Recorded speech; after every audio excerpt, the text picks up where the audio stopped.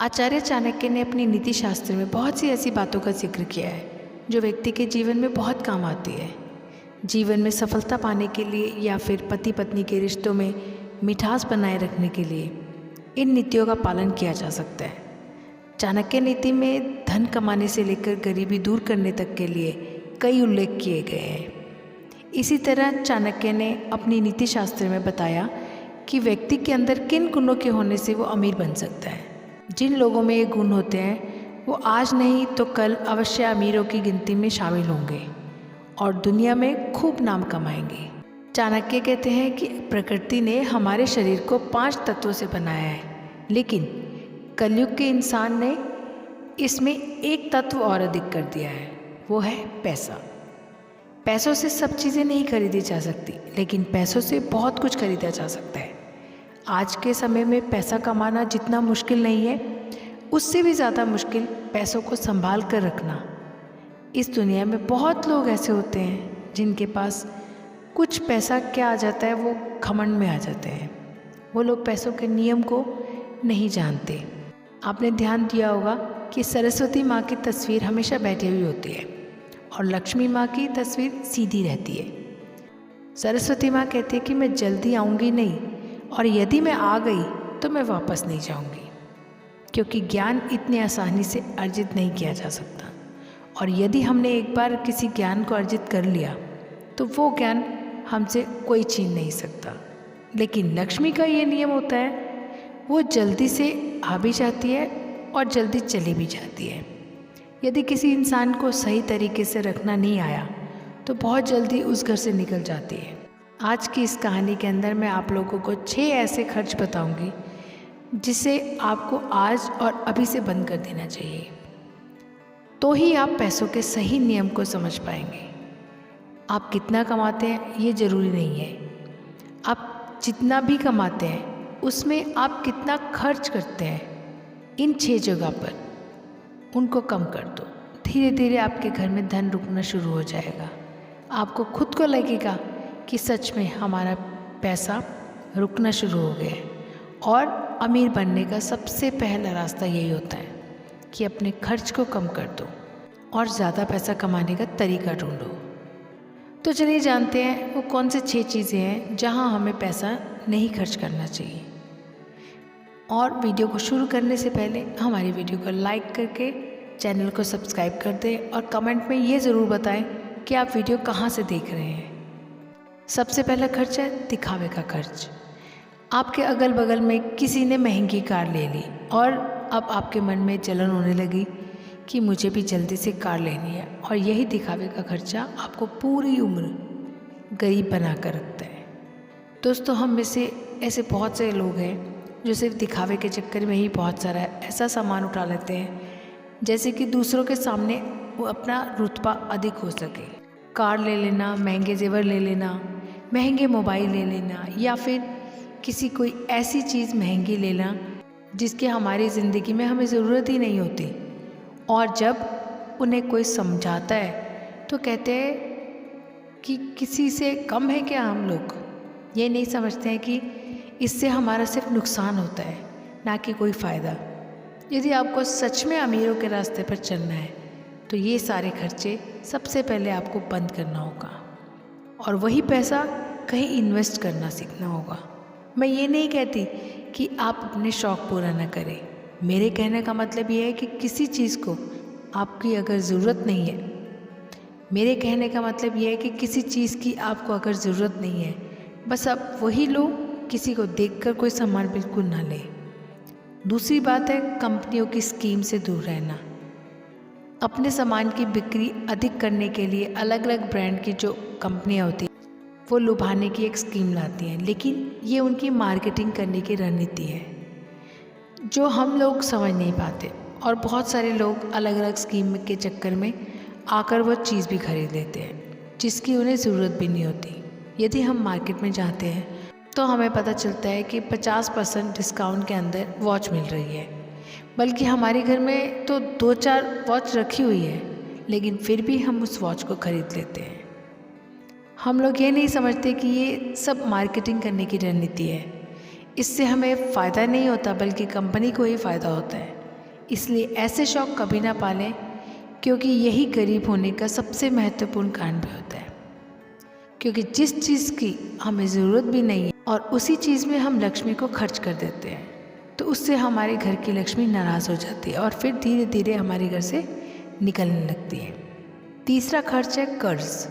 आज के समय में ज़्यादातर लोग कर्ज लेकर महंगी चीज़ खरीद लेते हैं, जैसे कि कार, बंगला, मोबाइल, और फिर उसका पैसा भरते रहते हैं। जैसे कि आजकल हम लोग क्रेडिट कार्ड का इस्तेमाल करते हैं। क्रेडिट कार्ड हमें पैसे खर्च करने के लिए कहते हैं, जो पैसा हमारे पास है या फिर जो पैसा हमारे पास आने वाला है, और उस पैसे को हम खर्च कर देते हैं। तो ज़रा सोचिए कि हम अमीर कैसे बन पाएंगे। जो पैसा हमारे पास आया ही नहीं, उस पैसे को हम खर्च कर देते हैं और हम अमीर बनने के बारे में सोचते हैं। अमीर बनने की वीडियो देखते हैं, लेकिन उन बातों का पालन नहीं करते। और बहुत सारे लोग ऐसे भी होते हैं जो लोन लेकर ज़मीन खरीद लेते हैं। ये सोचते हैं कि जब हमें इसमें फ़ायदा होगा हम लोन वापस कर देंगे, लेकिन वो लोग ये नहीं समझते कि जितना हमें इसमें फ़ायदा होगा उससे ज़्यादा हमें लोन का ब्याज भरना होगा। हाँ तो दोस्तों, ऐसा काम कभी मत करना, कर्ज लेकर कोई भी चीज़ ना खरीदें। चौथी और सबसे अच्छी बात यह है कि आप अपने पैसों को कैश में रख कर ही खर्च करें। कभी भी मोबाइल फ़ोन की किसी भी ऐप का उपयोग करके पैसा खर्च ना करें। आपको शायद पता नहीं होगा कि आप कोई भी सामान खरीदते हो, फिर फ़ोन से पेमेंट करते हो, तो आपको आपके पैसा खर्च होने का ज़्यादा तकलीफ़ नहीं होती, क्योंकि वो पैसा आपकी जेब से नहीं जा रहा। लेकिन वहीं पर यदि आप अपने जेब से पैसा निकाल कर खर्च करते हैं, तो आपको महसूस तो होता है कि यार पैसे खर्च हो रहा है। अगर आपको यकीन ना हो तो आप ऐसा करके देख लेना, मार्केट जाना और फिर किसी भी सामान को पैसा अपने फ़ोन से पे ना करके, जिससे आपको ज़्यादा महसूस नहीं होगा आपका पैसा खर्च हो रहा है। लेकिन जिस दिन आप अपनी जेब से पैसा निकाल कर दोगे, उस दिन आपको ज़रूर लगेगा कि यार पैसा जेब से जा रहा है, मेरा पैसा खर्च हो रहा है, ज़्यादा पैसा खर्च हो रहा है। पांचवी बात आपको ध्यान रखनी है कि अपनी भावनाओं पर काबू रखना है। अगर आपको कोई चीज़ पसंद आ रही है और आप उसे ख़रीदना चाहते हैं, तो सबसे पहले ये देख लें कि वाकई में इस चीज़ की आपको ज़रूरत है। क्योंकि बहुत से लोग कोई चीज़ पसंद आने पर उसे तुरंत खरीद लेते हैं। कई बार तो ऐसा भी होता है कि कोई स्कीम वाले आते हैं जो हमें लुभाने वाली चीज़ें लेकर आते हैं और हमें वो चीज़ पसंद आ जाती है और हम उसे तुरंत खरीद लेते हैं। तो हमें ऐसी चीज़ों को लेने से बचना चाहिए। हमें ऐसी चीज़ नहीं लेनी चाहिए, बल्कि हमें सिर्फ ऐसी ही चीज़ लेनी चाहिए जिसकी हमें ज़रूरत हो।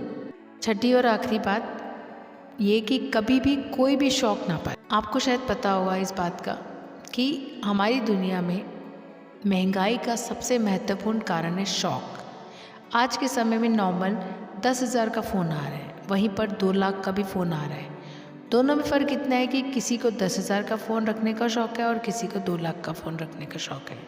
हाँ, यहाँ पर आदमी की अमीरी भी दर्शाती है, क्योंकि अमीर आदमी महंगा फ़ोन रखेगा तो लगेगा कि वो अमीर है, तो ये शौक़ ही तो हुआ, तभी तो उसने महंगा फ़ोन रखा। इसलिए महंगाई का कारण है शौक़। इसलिए लोग समय समय पर शौक़ वाली चीज़ें बनाते रहते हैं, अच्छी अच्छी चीज़ बनाकर हमें लुभाने के लिए लेकर आते हैं, ताकि हमें वो चीज़ें पसंद आ जाए और हम उसे तुरंत खरीद लें। क्योंकि उन्हें पता है ना, लोगों का शौक़ ख़त्म होगा ही नहीं और ना ही उनका मार्केटिंग बंद होगी। इसलिए अपने शौक़ पर काबू करें, जितना हो सके कम शौक़ करें, क्योंकि शौक़ करने पर हमारी ज़िंदगी नहीं चलेगी, बल्कि मेहनत करने से, पैसे को अपने पास सेव करने से ज़िंदगी चलेगी। क्योंकि आज के समय में पैसा ही सब कुछ है। भले ही आज के समय में हमसे कितने लोग एक बात कहते हैं कि पैसा ही सब कुछ नहीं होता, लेकिन यदि उनकी ज़िंदगी में सही तरीके से ध्यान रख कर देखा जाए तो उनके लिए पैसा ही सब कुछ होता है। वो पैसों के लिए इधर उधर भाग रहे हैं और हमें कहते हैं पैसों के पीछे मत भागो।